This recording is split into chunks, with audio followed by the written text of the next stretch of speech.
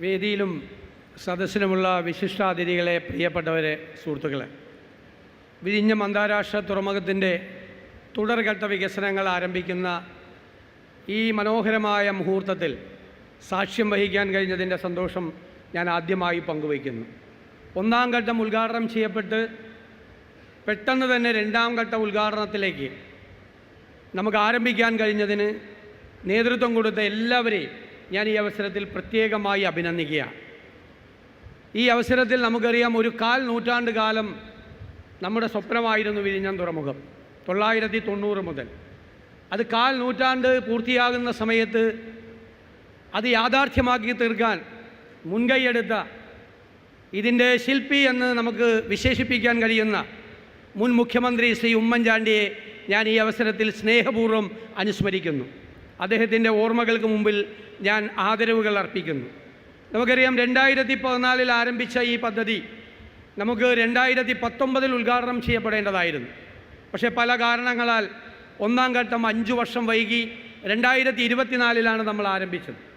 അതുകൊണ്ട് തന്നെ ആ ഒരു വൈകൽ നമുക്ക് ഇനി എല്ലാ കാര്യങ്ങളും വേഗത്തിലാക്കി നമുക്ക് മുന്നോട്ട് കൊണ്ടുപോയാൽ മാത്രമേ ആ കുറവ് നമുക്ക് പരിഹരിക്കാൻ കഴിയുകയുള്ളൂ. അദാനി പോർട്ട് ഒരുപാട് സംസ്ഥാനങ്ങളിൽ ഇതുപോലുള്ള പോർട്ടുകൾ ആരംഭിച്ച് വിജയകരമായി മുന്നോട്ട് പോകുന്ന ഒരു സ്ഥാപനമാണ്. അവരുടെ ഈ രംഗത്തുള്ള വലിയ പരിചയം നമുക്ക് മുതൽക്കൂട്ടാക്കി മാറ്റാൻ കഴിയണം. അതേ അവസരത്തിൽ തന്നെ ഗവൺമെൻറ്റിന് ചില ഒബ്ലിഗേഷൻസ് ഉണ്ട്. 2014 ഇത് ആരംഭിക്കുമ്പോൾ നമ്മുടെ ഗവൺമെൻറ്റിൻ്റെ ഒരു ഒബ്ലിഗേഷൻ ഒരുപാടെണ്ണം. ഒന്ന്, 2019 തന്നെ ഒന്നാം ഘട്ടം പൂർത്തിയാകുമ്പോൾ റോഡ് ഔട്ട്റീച്ച് നമ്മൾ പൂർത്തിയാക്കുമെന്നായിരുന്നു നമ്മൾ പറഞ്ഞിരുന്നത്. നമുക്ക് ഇതുവരെ അത് പൂർത്തിയാക്കാൻ കഴിഞ്ഞിട്ടില്ല, 11 വർഷം കഴിഞ്ഞിട്ട്. ഒന്നാം ഘട്ടം 2019 പൂർത്തിയാകുമ്പോൾ റെയിൽ ഔട്ട്റീച്ച് നമ്മൾ പൂർത്തിയാക്കുമെന്നാണ് നമ്മൾ പറഞ്ഞിരുന്നത്. പക്ഷേ 5 വർഷം കൊണ്ട് പൂർത്തിയാക്കേണ്ടിയിരുന്ന റെയിൽ ഔട്ട്റീച്ച് 11 വർഷം കഴിഞ്ഞിട്ടും നമ്മൾ പൂർത്തിയാക്കിയില്ല.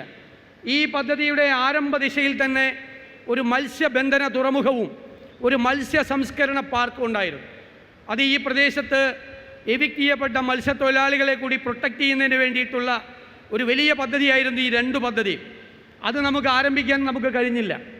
അതോടൊപ്പം 5ാമത്തെ ഒരു പ്രോജക്റ്റ്, ഗവൺമെൻറ്റിൻ്റെ ഒബ്ലിഗേഷൻ, ഒരു ഔട്ടർ റിംഗ് റോഡായിരുന്നു. ആ ഔട്ടർ റിംഗ് റോഡ് ആരംഭിക്കാൻ നമുക്ക് കഴിഞ്ഞിട്ടില്ല. 6ാമതായി ഗവൺമെൻറ് മുന്നോട്ട് വെച്ച ഒരാശയം ഗ്രോത്ത് കോറിഡോറായിരുന്നു. കൂടുതൽ സ്ഥലം അക്വയർ ചെയ്തുകൊണ്ട് ഇതിൻ്റെ വികസനം നമ്മൾ വ്യാപിപ്പിക്കണം.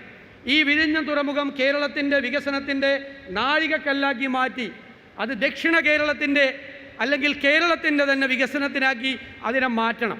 2014 മുമ്പ് 90% സ്ഥലവും നമ്മൾ അക്വയർ ചെയ്തിരുന്നെങ്കിലും പിന്നീട് ആവശ്യമായ സ്ഥലം അക്വയർ ചെയ്യുന്നത് വളരെ മന്ദഗതിയിലായി.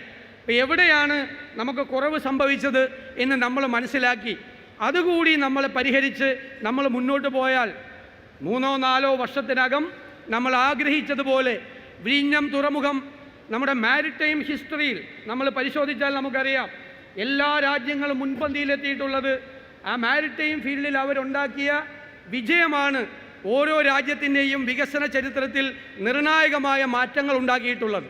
അപ്പോൾ കേരളത്തിൻ്റെയും വികസനത്തിന് ഏറ്റവും വലിയ മാറ്റമുണ്ടാകാൻ ഈ വിഴിഞ്ഞം തുറമുഖത്തെ നമുക്ക് മാറ്റിയെടുക്കണം എന്ന വിനയപൂർവ്വമായ അഭ്യർത്ഥന. അതിനെല്ലാവരും പൂർണ്ണമായി ഒരുമിച്ച് നിന്നുകൊണ്ട്, കേരളം ഒറ്റക്കെട്ടായി നിന്നുകൊണ്ട് സഹകരിച്ചുകൊണ്ട് മുന്നോട്ട് പോകണം എന്ന അഭ്യർത്ഥന മാത്രം വെച്ചുകൊണ്ട് ഈ നല്ല ചടങ്ങിന് ഹൃദയപൂർവ്വം ആശംസകൾ നേർന്നുകൊണ്ട് ഞാൻ എൻ്റെ വാക്കുകൾ ചുരുക്കുന്നു. നന്ദി, നമസ്കാരം.